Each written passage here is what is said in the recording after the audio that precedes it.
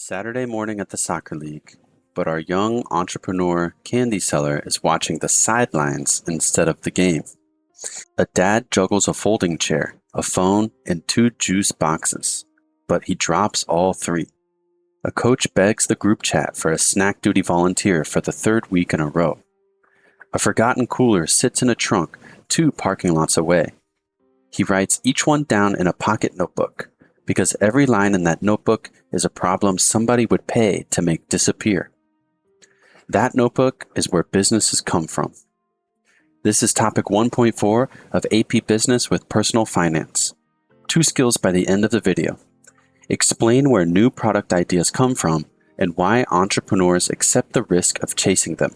And apply the design thinking process that turns a raw problem into a tested idea. Practice questions for this topic are in the next video. Let's go. Start with the person.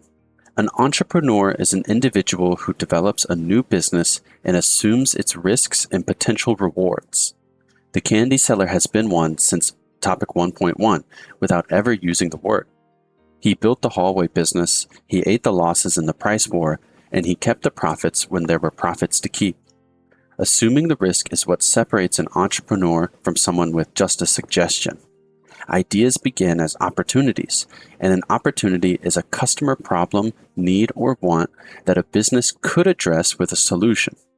The notebook that our young entrepreneur is keeping is his list of opportunities. There are 3 common strategies for finding them. First, watch and ask. Entrepreneurs and existing businesses observe potential customers, interview them, and survey them to identify needs. The sideline notebook is observation. Asking 5 parents what they wish existed at games is an interview. A 1-question poll in the team group chat is a survey. Second, research. Market research gathers information about customers, competitors, and the market, and it can reveal market gaps, unmet customer needs that no existing product currently serves. Technical research answers a different question, whether a solution can actually be built and delivered with the technology available. Third, experiment.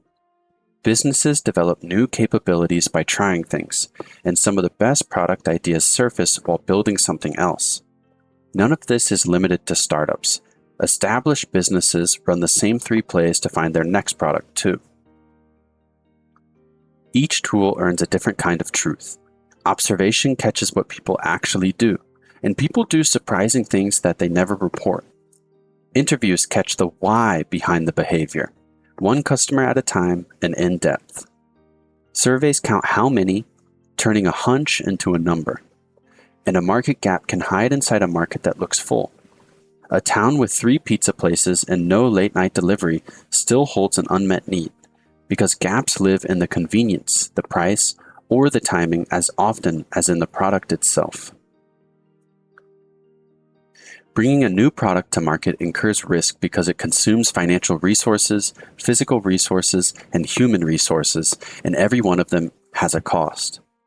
There is no guarantee the new product will generate enough revenue to cover those costs, let alone earn a profit. That sentence is true at every scale. It covers the candy seller's savings, and it covers a corporation betting $1 billion on a new device. His version looks like this. The cooler and the vendor permit cost real money. The inventory ties up more money, and every Saturday behind a table is a Saturday he cannot spend another way. If parents don't buy, the money and the time are simply gone. So, why accept the risk? 3 honest reasons. The potential to earn future profits, the satisfaction of solving a problem, which he felt in topic 1.2 when the heat wave line formed at his cooler, and the ability to pursue a passion, doing work you would choose even when the profit is thin. Most entrepreneurs run on a mix of all 3, and an exam scenario can hinge on any one of them, so treat the 3 as equals. Now for the process the exam asks you to apply, step by step. The entrepreneurial design thinking process, a repeatable method for generating and validating an idea. It begins where the notebook begins, with observing, interviewing, and surveying potential customers.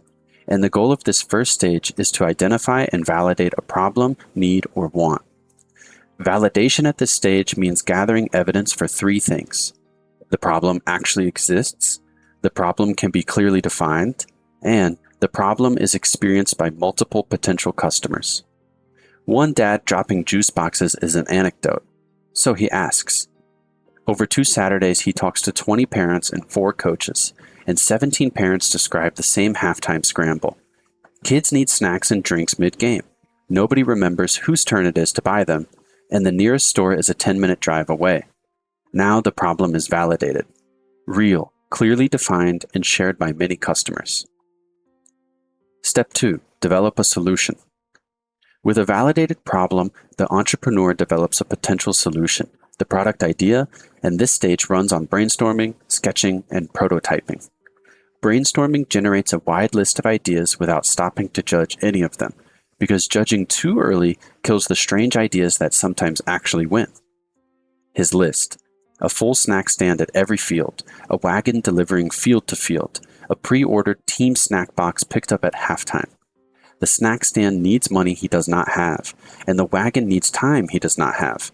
So, in the end, the snack box wins on fit for his situation. He sketches it. 1 box per team, ordered in the group chat by Friday night, handed to the coach at halftime.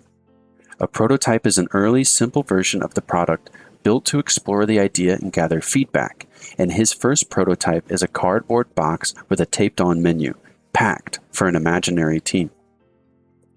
Step 3. Validate the idea with an MVP.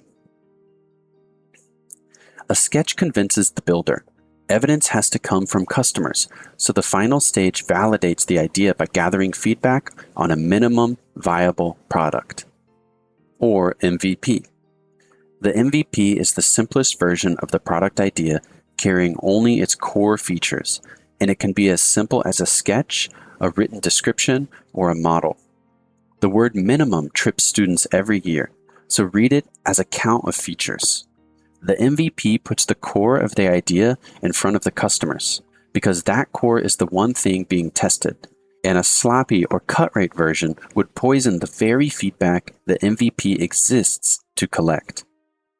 His MVP is 1 box for 1 team on 1 Saturday, order form in the group chat, drinks and snacks inside, handoff at halftime. He also writes down a business hypothesis, a testable assumption the MVP will confirm or reject. At least 5 families on the team will pre-order at $2 each. A useful hypothesis is specific enough to fail, because 5 families at $2 can be proven wrong in public, while a vague hope that people will like it can wriggle out of any result. Saturday comes, 7 families order. 2 ask for fruit instead of candy, and 1 coach asks for a flat team price. That is validation working exactly as designed. Evidence that the idea solves a real problem, plus feedback he never would have guessed, gathered before any serious money is at risk. One more exam habit before we move on. Validation appears twice in this process, and questions love to test whether you notice that or not. The first validation targets the problem, gathering evidence that it exists, can be defined, and is shared by many customers.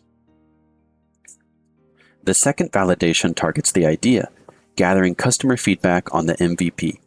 A scenario full of interviews with no product in sight is validating the problem. A scenario where customers react to something they can see or try is validating the idea. Scale the process up and nothing structural changes. An established snack company testing a new flavor bakes a small batch, stocks it in a dozen stores for a month, and reads the sales before committing a factory line. That small batch is an MVP wearing a corporate badge, and the dozen stores are the interview. Existing businesses run design thinking for the same reason our candy seller does, because the cheap test protects the expensive bet. Run it the other way, because the process earns its keep when the answer is also no. If 1 family had ordered, the hypothesis fails, and a failed hypothesis at the MVP stage costs only 1 Saturday and only 1 cardboard box. The same discovery made after buying a trailer of inventory costs everything those resources cost. Research and testing reduce uncertainty. Some risk survives every test, so the method is to make the expensive bets only after the cheap tests pass. The feedback goes straight back into the product. Fruit joins the box next week, and the flat team price gets a small test of its own. That's topic 1.4. Design thinking lets an entrepreneur test an idea while the mistakes are still cheap. The snack box works. He now has products, regular customers, and a cousin asking to help on Saturdays. Growth forces a new kind of question. What does this little business actually stand for? And what is it uniquely good at? That's topic 1.5, vision. The 1.4 practice video and the full Unit 1 playlist are linked on the screen. See you next time.